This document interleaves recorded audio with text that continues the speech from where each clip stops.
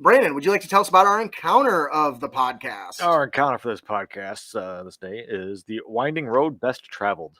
Yeah. Emerald Exchange, a powerful merchants guild, seeks to expand its influence. Ulgar Fireforge, a thick and formal Durgar. I have no idea. Durgar. Yes, seeks adventurers to serve as the guild's emissaries. Ulfgar seeks the use of a road that runs through the dense hollow timbers forest. Unfortunately, it runs right through an adult green dragon's territory. Ooh.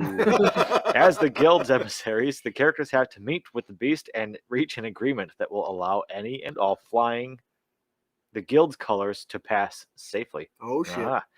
At the very least, not everybody, just their guild. There's a rival guild over here. They're trying to get through. Oh, fuck them. They got to pay the dragon themselves. At the very least, not be attacked by the dragon and any of its followers. For the green dragon, His name's not Mel. Mio. No, it's Mule. I don't know what I was thinking when I came up with that. I'm pretty sure that was a randomly generated dragon name. Mule-Lirith. Go with that. I'm going to call Mio. Okay, go with that. Mio. To agree to the character's proposal, they must convince it that allowing regular passage through its territory will benefit it more than raiding the guild's caravans. When I put this together, I just put in quotes, make dragon roar noise for the name.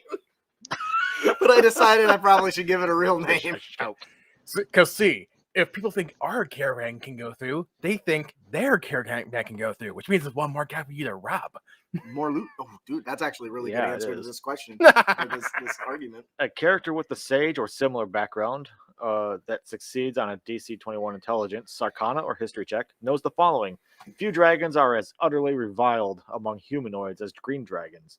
Although green dragons might not be as powerful or as destructive as some of their kin, they are innately and instinctively deceptive. Ooh. They lie as easily as people speak, and they are good at it.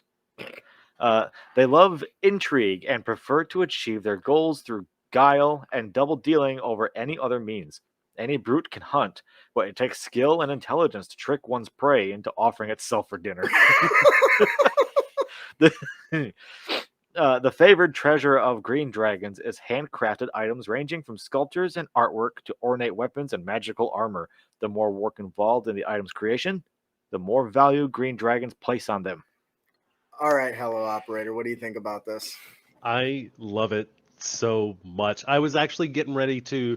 I was like, oh man, he's going to ask me what I think. I know what I'm going to say. I'm going to tell him about how they prefer to trick their people or their prey into offering themselves. That sounds familiar. That sounds awful familiar. No, you're absolutely right. And they're terrible for a few reasons. One, the poison and the way they affect the land around them. Two, how conniving they are. And three, their treasure hoard is not great. It's usually like handcrafted items and just loose gold that they're using for bribes.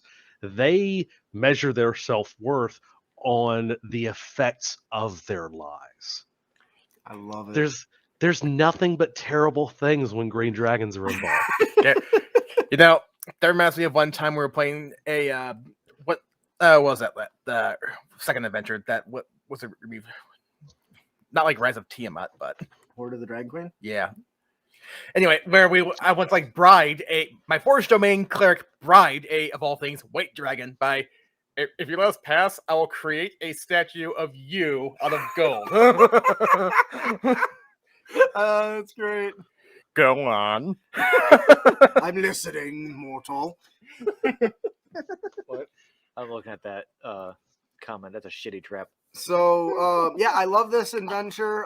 It's very simple. It gives you a lot of things to deal with. And what I mentioned earlier, how I love the scheming and the political intrigue, this ties into it really, really well. And I think would be a lot of fun. Yeah.